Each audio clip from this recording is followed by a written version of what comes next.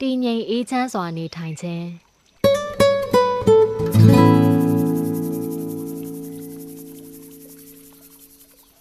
ရုပ်ကိုယ်သာမက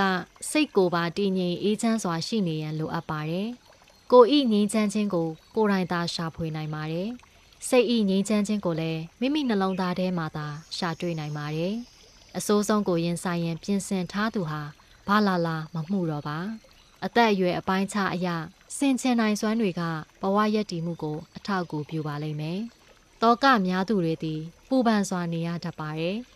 ငါဖြစ်တည်နေသည့်ယခုအချိန်ခိုက်တန့်လေးတွင်မည်သူအတွက်ရက်တည်မည်နည်းဆိုခြင်းကိုစဉ်းစားထားပါနောက်ဆုံးအချိန်အထိကိုယ့်အတွက်ကိုမရှာသူများအတွက်ဒုက္ခရှာနေသူတွေများစွာရှိနိုင်ပါတယ်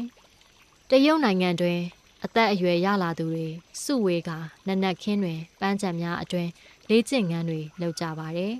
စကားစုဝေးပြောကြတယ်တဘာဝထဲတွင်နေထိုင်နိုင်ရန်ကြိုးစားကြတယ်ရာသီဥတုကိုရင်ဆိုင်နိုင်ရန်ပြင်ဆင်ကြတယ်။အေးလွန်သောကြောင့်အိယာထဲတွင်ကွေးနေရခြင်းထက်ရာသီဥတုကိုကြံ့ကြံ့ခံနိုင်အောင်နေထိုင်ဖို့ကြိုးစားကြတယ်။ဘဝဆိုသည်မှာဖျောင်းနိုင်နှင့်ဥပမာပြုကြပါတယ်။ကြားလေးအည်ပြော်လေးဖြစ်ပါတယ်။သို့တော့ထွန်းလင်းနိုင်ချိန်တွင်အလင်းရောင်ပေးခဲ့ရမယ်။ဖျောင်းနိုင်ကိုအလင်းထဲတွင်ထွန်းရန်မလိုပါ။မလိုအပ်ဘဲအလင်းထဲတွင်မထွန်းမိစေရန်သတိထားရပါမယ်။ထွန်းသင်းသည့်အချိန်တွင်ထွန်းညှိခြင်းမှာချွေတာရာရောက်ပါတယ်။လူသားသည်အကန့်အသတ်အတွင်းမှသာနေထိုင်ကြရသူများဖြစ်ပါတယ်။အကန့်အသတ်အပိုင်းခြားအတွင်းနေကြရပြီးတည်ခြင်းသည့်အချိန်တွင်တည်နိုင်ပါတယ်။ငယ်ရွယ်စဉ်တွင်လည်းတည်ခြင်းတည်မယ်။မှန်းဆ၍မရနိုင်သဖြင့်နေရသည့်အခိုက်အတန့်လေးကိုသာဘဝဟုဆိုနိုင်ပါလိမ့်မယ်။ဘဝတွင်နေရသည့်အခိုက်အတန့်လေး၌ရှေ့ကိုလည်းအများကြီးမတွေ့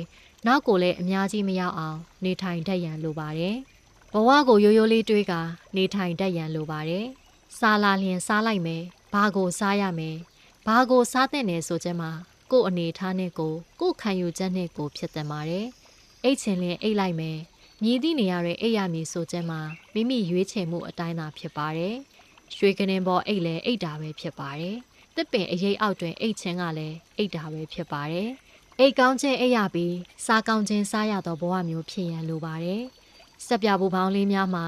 ရောင်စုံလက်ပြီးလွင့်မျောနေသည်မှာကြည်နူးစရာကောင်းလာပါတယ်။ဘဝကိုစက်ပြပူပေါင်းလေးများပမာတွေးနိုင်ပါတယ်။မပေါက်မီလွင့်မျောကလှပနေရသည့်အနေအထားတစ်ခုဖြစ်ပါတယ်။ဘဝတွင်ပျော်ရွှင်ခြင်းကိုရှာဖွေရတွင်အမြင်အမျိုးမျိုးမတူညီနိုင်ပါ။တဦးတည်းနေထိုင်ကပြည့်စုံသောဘဝကိုပိုင်ဆိုင်သူတွေရှိသလိုမိသားစုနှင့်နေထိုင်ရသောဘဝကိုသာပြီးပြည့်စုံချောင်းထင်နေသူများလည်းရှိနိုင်ပါတယ်။ညီသည့်အနေအထားမျိုးတွင်နေထိုင်သည်ဖြစ်စေဘဝတွင်ဟန်ချက်ညီနေဖို့အရေးကြီးပါတယ်။ဟန်ချက်ညီသောဘဝဆိုသည်မှာကျန်းမာခြင်းချမ်းသာခြင်းဝမ်းသာခြင်းအလုံးနှင့်ဟန်ချက်ညီစွာနေထိုင်နိုင်ခြင်းကိုဆိုလိုပါတယ်။စိတ်ဆန္ဒနှင့်လောဘဒေါသမောဟတောကတွေကိုတတ်နိုင်သမျှလျှော့ကာနေထိုင်နိုင်စေရန်စ조사ခြင်းကိုဘာသာတရားတိုင်းနဲ့လူအဖွဲ့အစည်းတိုင်းကနှစ်သက်လက်ခံတတ်ကြပါတယ်။နေတတ်မှအသက်ရှိပါတယ်။အသက်ရာချီကနေထိုင်နိုင်သူများကိုလေ့လာကြည့်ရင်သူ့စနစ်သူ့ဘဝတွေနှင့်သူ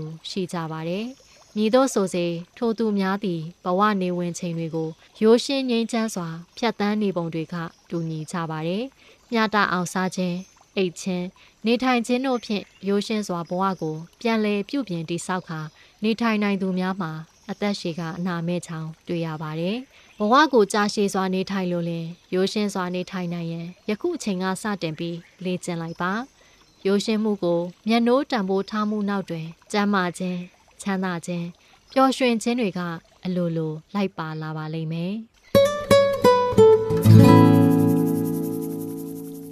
ရေအေးရ podcast ကိုနားဆင်ပေးတဲ့အတွက်ကျေးဇူးအများကြီးတင်ပါတယ်ရှင်။ဒီ podcast ကို AC Original ရဲ့ Facebook, YouTube, Spotify, Apple Podcast စတဲ့ platform များမှာနေ့စဉ်နားဆင်နိုင်ပါတယ်။အခုလိုအဖို့တန်စာပေများကိုမေတ္တာဖြင့်တင်ဆက်ခွင့်ပြုပေးတဲ့ဆရာတင်ညွန့်နဲ့မောက်ခစာအုပ်တိုက်ကိုလည်းကျမတို့ AC အဖွဲ့သားများကလှိုက်လဲစွာဖြင့်ကျေးဇူးတင်ရှိပါတယ်ရှင်။ကျမကတော့ကေပါ။